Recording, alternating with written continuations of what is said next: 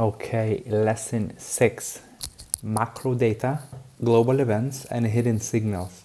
So this is where the macro comes alive. Numbers become movement and policies become price. To truly understand markets, you must see what the central banks, institutions, and capital are watching, the data that drives decisions, and the hidden signals that reveal when something is about to break. Once again, just to give you a bit of a heads up, even though I myself am not actively tracking this data and I don't believe in the data that we see online being real one, even if it comes from the official sources, but the financial markets move based on that data, right? Still, no matter my beliefs, your beliefs, or anyone else's belief. I mean, there is so much fake in this world, and seeing the certain data being presented as it is definitely not necessarily true. But all of the policymakers and all of the official narratives will be acting based off that data. So we have to accept it as the part of the game and will basically navigate based on that information and structure. But just to give you some heads up, as I said, I personally, I don't believe in any of these data. It's such a big, massive, invisible scam that it's insane. But because we in DeFi are also making money pretty much out of the thin air by providing liquidity similar to central banks, right? It's pretty equal. But whatever you see online and whatever those central bank policymakers, news headlines, whatever they're saying, it's usually for a narrative and not some sort of actual information. When someone says that inflation is at 2%, in reality it's probably at 11 or 12, because everyone will always say and notice that whatever they say is happening, it's usually much, much worse. Okay? So just a heads up, right? But still, financial markets, policymakers, all of that stuff is acting based on that public data that we all have. So we have to, in a way, move and play their game. Okay? So the core indicators, the pulse of the global economy. What kind of information should you be following?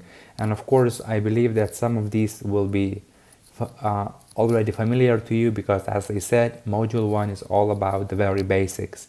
So every economy sends out data like a heartbeat. So if you learn how to read it, you will feel when liquidity expands or contracts. That's all you have to do. There is no point in analyzing fundamental analysis, reading the data and trying to predict some sort of an economical events, blah, blah, blah. All you have to do is try to understand whether the liquidity, which is the core element of this whole massive thing of money, whether liquidity is expanding or contracting, because that's what drives the markets. So GDP, the most obvious one, the gross domestic product, shows the total value of goods and services produced. So real GDP removes inflation and the nominal GDP doesn't. When GDP slows but inflation rises, that's stagflation, one of the hardest economic states to fix. Unemployment rate and labor participation. So this information tells you how much productive capacity is idle. Okay? If unemployment is low but participation also falls, the economy isn't as strong as headlines suggest. People simply stop looking for work. So when you see a data, especially the US data, NFP payrolls, blah, blah, blah, unemployment rate, and you see just a number that, okay, so it was predicted to be 4.3, it is now 4. and you are like, oh, it's better than expected, and you react positively to that, right? In reality, you have to look at it from a different angle. You have to look at the correlations between one data and another data. And as I just show you and just read, that if unemployment is low, for example, and is better than expected, so to speak, it's lower than expected, so to speak, but participation in looking for new job, labor participation, is also lower. This is not as good. This is not a positive news, so to speak, because the economy isn't as strong as headlines suggest. Okay, the vice versa can happen. The unemployment is higher than it was like last month, but the labor participation is also increasing, meaning that, okay, even though the unemployment is higher, people are actively looking for a job, participating in a labor market, right? If these two splits, and unemployment is high, participation is low, then once again, that's an anomaly. Something is happening. Then you look at other data. Maybe there is some data, maybe there is some lack of consumer confidence, maybe something else. I mean, you just have to always look at actual data and compare and read the data. Nowadays, with AI, you can do that like that, simply. Whatever data is released, take a screenshot, send to, I don't know, ChatGPT, Perplexity, whatever. I mean, a Perplexity tool is good for research. And when you are acting on economical data, it's a pretty good tool to use, a Perplexity AI. For other stuff, I don't know, ChatGPT probably. But you can just screenshot and send that data and say, okay, find me all of the correlations, find me the actual numbers and the actual stuff that is going on, not just, oh, it's green or it's red, okay? CPI, Consumer Price Index, and PPI, Producer Price Index, basically inflation data. So CPI shows what household feel, so to speak, their confidence in the economy, the current economy. PPI shows the cost pressures at the production level. Okay, so central banks, they're watching these like a hawks, because persistent CPI inflation forces them to tighten policy, and vice versa. A trade balance and current account, they measure a country's flow of goods, services, and capital. Persistent deficits weaken currencies over time, and surpluses, like Germany's or China, strengthen them until policy or politics intervene. Next one. Interest rates and yield curves map expectations of future growth. A normal curve slopes upward, long-term rates higher than a short-term. When it inverts, it means investors expect cuts, often a recession signal. Also, central bank balance sheets are the quiet giants. Expansion equals more liquidity. Contractions equal drain.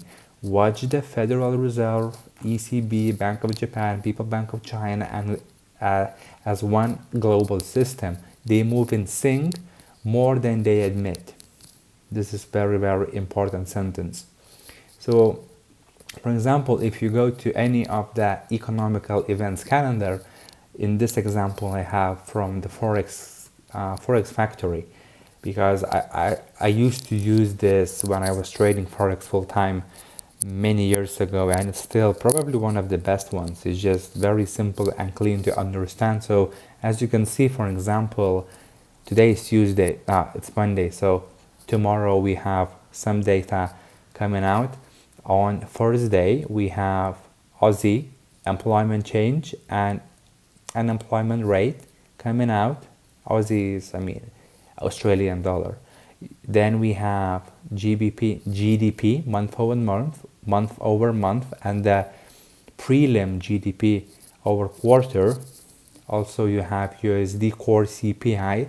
This data month over month is being monitored, and we also have CPI year over year. So this is the consumer price index. This is the inflation gauge. Friday we have PPI. Okay, these are the numbers, and this is happening this week. So this is very important to monitor, because based on this data, you can then see what's the next decision by Fed can be, and how the market can react based on what the data shows. Okay, so this is what's happening. And for example, this week is a pretty strong week fundamentally in the markets, so you can expect volatility as well. So always, every single Monday or Sunday, you should follow, just check what's happening over the week, what kind of economical data events is planned to release, and then act accordingly. Can you expect more volatility or not? If you see that, for example, Thursday and Friday is really busy with data, you can expect Monday, Tuesday, Wednesday to be pretty slow, because everyone will be waiting for that data, and vice versa. Maybe the whole week is busy, then even the weekend will be busy in crypto market as well. If the whole week is pretty slow and there is not major events from the US, from the Eurozone, Germany, especially Japan and China, then most likely the whole market is going to be pretty stagnant. So you should basically read the flow. Now, beyond the headlines, the global and niche events. So you also have to understand that markets aren't only about the US. Every little country, big or small, moves and ripples outwards. So for example, when New Zealand dairy, milk more or less, exports drop, the NZD, the New Zealand dollar, also weakens. Then weaker NZD data affects AUD, the Australian dollar, which in turn moves global risk sentiment, right? Or when Japan intervenes to defend the yen, US Treasury yields can spike. When emerging market debt becomes unstable, like Turkey, Argentina, or Ghana, investors flee to safety. So then the US dollar will strengthen, while the commodities like metals will crash and go down. Also, fiscal shocks such as massive government spending, new taxes, or subsidy removals can shift entire asset classes overnight. So always trace the money flow. Who gains the purchasing power, who loses liquidity, and who borrows to cover it. Okay. Also, hidden signals. So what professionals watch quietly, basically, what you should be monitoring, so to speak. So the true insiders, they don't wait for the news, they watch the balance sheets. That's what you have to do. There is no point to wait for the Bloomberg's TV headlines saying, oh, CPA data is this and that, or in the world is happening this and that. Basically, you open the website, you dig deeper, or ask AI, and basically find the data, the actual numbers that is presented by the official website, because that is the same data central banks are using to change or adapt monetary policies. So for example, the repo market stress when overnight lending rates suddenly rise. Then the banks, meaning that the banks stop trusting each other. It's a hidden credit freeze signal. This happened in 2019 before the Fed quietly restarted easing process. Also, deposit outflows, for example, if large amounts of money leaves banks and moves into money market funds, it signals fear and a coming a credit squeeze. Also, swap line activations. When central banks quietly open dollar swap lines, it means global liquidity is drying up. It's a fire alarm masked as coordination. Okay, here are some examples. As you can see, this is the Fed swap lines data. So as you can see, of course, 2008, a massive swap lines being injected across major and different foreign central banks. The same thing happened in 2020, of course, and a little tiny peaks here and there between other foreign central banks. This is the data how ECB works. As you can see, we have the swap line network, and by the way, this data is from ECB website. All of that is available for you. You just have to go and dig. People don't dig deep into these websites, and you don't find the data. Everything is available to you.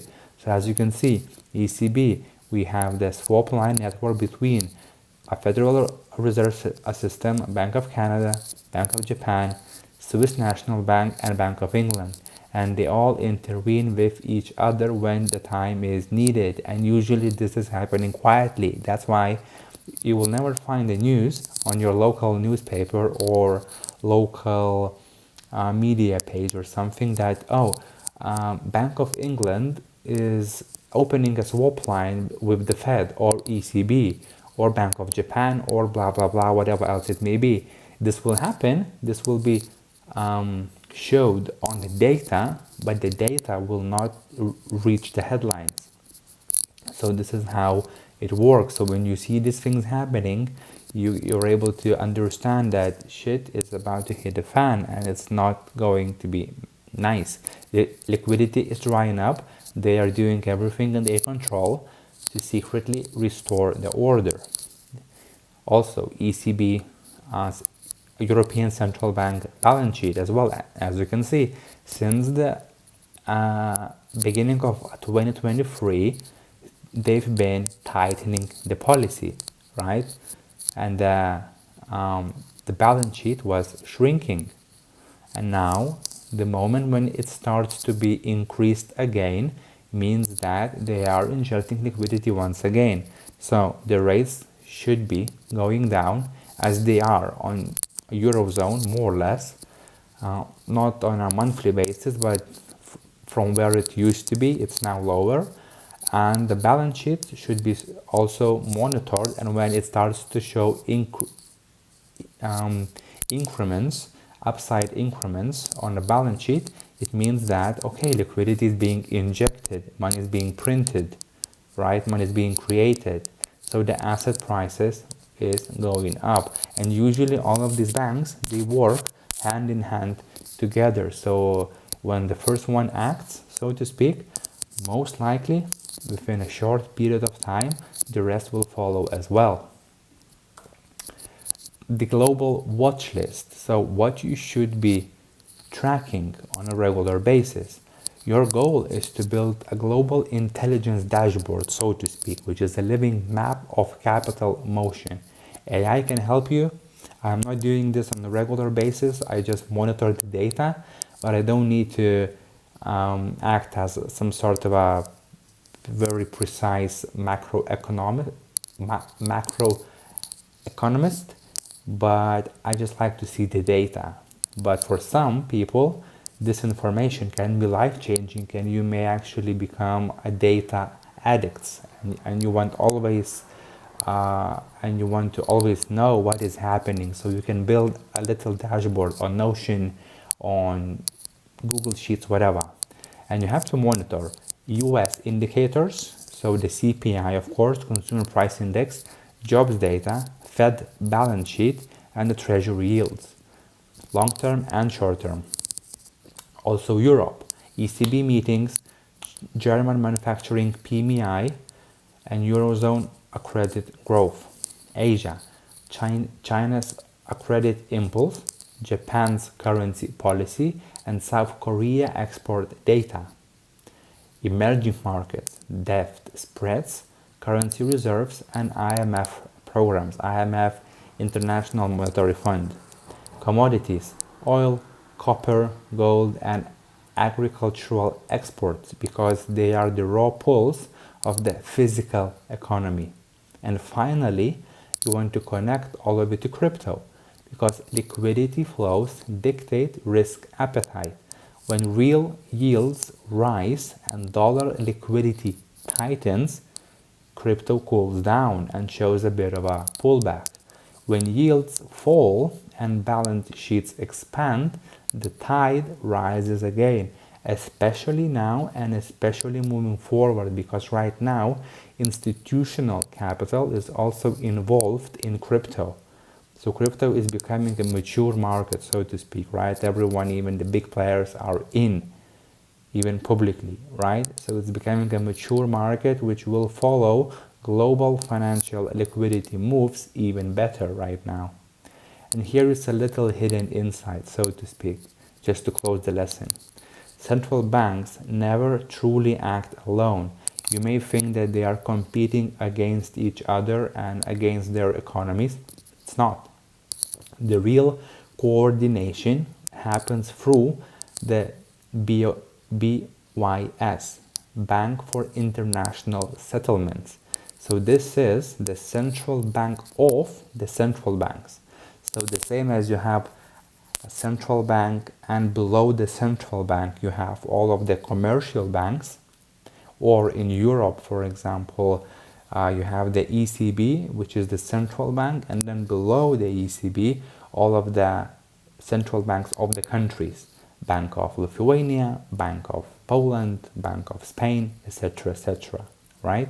So above the central bank, there is the Bank for International Settlements, right? So when you see synchronized moves like the rate cuts across continents or swap line openings, it's not coincidence, it's choreography. It is coordinated, beautiful poem. They all move hand in hand, okay? And those who can see this before the public announcement, I actually wrote the word, but I don't know how to pronounce it correctly. Choreography, probably. So when you can see this information happening before the public announcement and the whole headlines and media is burning, are the ones who move first.